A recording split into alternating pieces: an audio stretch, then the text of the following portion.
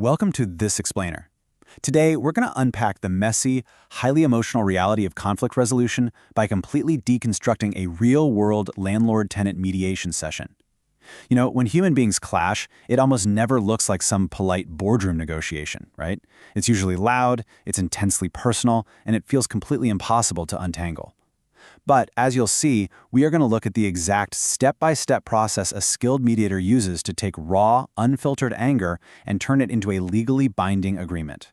So, let's dive right in with a massive question. How exactly do you solve a 1 million naira dispute when the people involved are literally at each other's throats?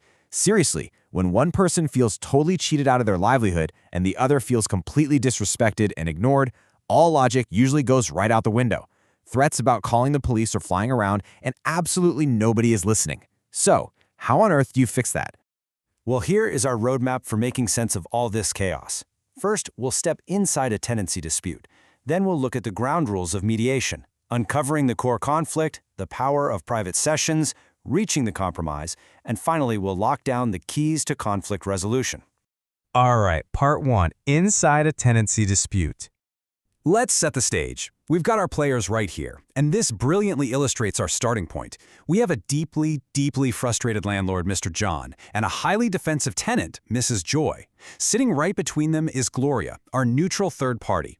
Now, Gloria makes one thing crystal clear right out of the gate. She is not a judge, and she is not a lawyer. She isn't there to impose a ruling or point fingers about who's right and who's wrong. She is simply a facilitator. Her entire job is to guide these two extremely angry individuals toward finding their own solution. Moving to Section 2, Ground Rules of Mediation. Before anyone even starts arguing, Gloria lays down the law, well, the ground rules. And this is our first major takeaway. These 4 simple steps are completely non-negotiable. She bans abusive language immediately, mandates that they speak one at a time, makes sure phones are on silent to stop any distractions, and most importantly, she guarantees strict confidentiality. Whatever gets said in that room stays in that room. This creates an immediate, contained safe zone, which is absolutely vital because, trust me, things are about to get heated. Which brings us to part 3, uncovering the core conflict.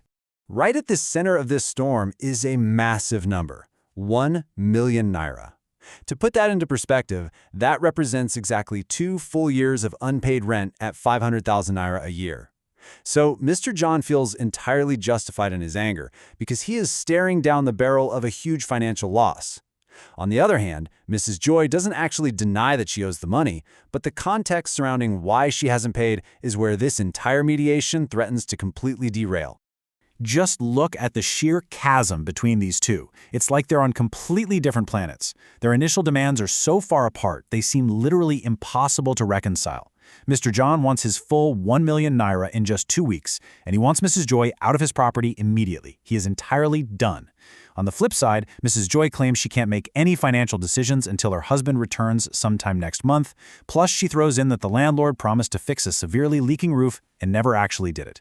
We've got a classic immovable object meeting an unstoppable force. So, what's a mediator to do? Section 4, the power of private sessions. When the main joint session breaks down, and they're just constantly triggering each other, with Mr. John throwing insults and Mrs. Joy constantly interrupting, Gloria pulls out a classic game-changing move, the private caucus. By separating the parties, she completely changes the dynamic. She creates a confidential space where each person can blow off steam and say whatever they want, no matter how wild, without actually blowing up the deal. And oh boy, does the venting happen. During his private session, Mr. John just unleashes a total torrent of grievances. He accuses Mrs. Joy of ruining his precious flowers, heavily implies she's engaging in prostitution, and claims she's keeping animals that are making the entire property smell and disorder. For a mediator, this is an absolute goldmine of emotional data. Notice that Gloria doesn't judge him or argue, she just lets him vent out all this toxic buildup. Because once that anger is out, she can finally pivot him toward the actual numbers. Then it's Mrs. Joy's turn, and she counters with some equally wild accusations. She claims Mr. John killed his own father and literally uses witchcraft to chase his siblings away. I mean, wow. But, and this is key, Mixed right into this incredibly intense venting are genuine, practical complaints. She explains that the leaking roof literally destroyed her family's electronics, which is exactly why she feels justified withholding the rent. Gloria expertly sifts through all the claims of witchcraft to find the real, actionable issues: a damaged house and a severe lack of cash on hand. Now, check out how insanely effective this private caucusing actually is. Once the raw emotions are vented, Gloria successfully gets both parties to shift from their rigid, impossible stances to these new, surprisingly aligned financial concessions. Having blown off his steam, Mr. John admits he's actually willing to accept 500,000 naira, half the debt, just to get her out in 2 weeks. Meanwhile, Mrs. Joy, finally feeling hurt about her ruined electronics, admits she could pay 500,000 naira, but she desperately needs 3 months to gather the funds. Boom, suddenly we have a matching number. The only thing left to figure out is the timeline. Let's iron out those details. Section 5. Reaching the compromise. This timeline is where it all comes together beautifully. It maps out the final agreement granting Mrs. Joy a structured 3-month grace period starting January 1st to gather the money, while giving Mr. John the absolute guarantee that she will vacate by March 31st. Gloria brings them back together and expertly steers them away from vague, non-committal phrases like "sometime next month," forcing them to commit to hard, concrete dates. It provides total certainty for the landlord and much-needed breathing room for the tenant. So they ultimately lock in on 500,000 naira. That is exactly half of the original debt. And, finding that middle ground usually means both sides have to make some pretty painful but necessary sacrifices. Mr. John is taking a hit, losing 500,000 naira of rent he is rightfully owed. Mrs. Joy has to pack up her entire family and leave a home she's lived in for years. Neither side is walking out of that room thrilled, but both are walking away with a solid resolution they can actually live with. Here are the hard facts of the signed, legally binding agreement that successfully kept this incredibly bitter dispute out of the police station and out of the courts. Gloria drafts this all up, they read it out loud, and both parties sign on the dotted line. It's pretty amazing. What started as this chaotic mess of witchcraft accusations and police threats wraps up with a quiet, structured, handwritten contract.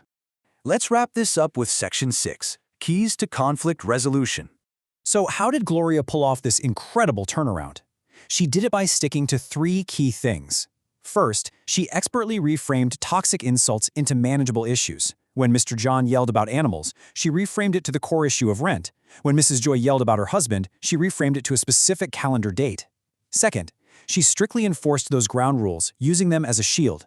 And third, she strategically used private caucusing as a much-needed pressure release valve to broker real compromise. Think about the conflicts in your own life for a second. By shifting from raw, emotional attacks to a space of structured compromise, you too might just be able to solve the unsolvable. The next time you find yourself in a really heated argument, take a step back and ask yourself, are we arguing about witchcraft and ruined flowers, or are we trying to actually solve a 500,000 naira problem? Set your own ground rules, look for the underlying interests, and you'll be amazed at the agreements you can build. Thanks for joining me on this explainer, and keep learning.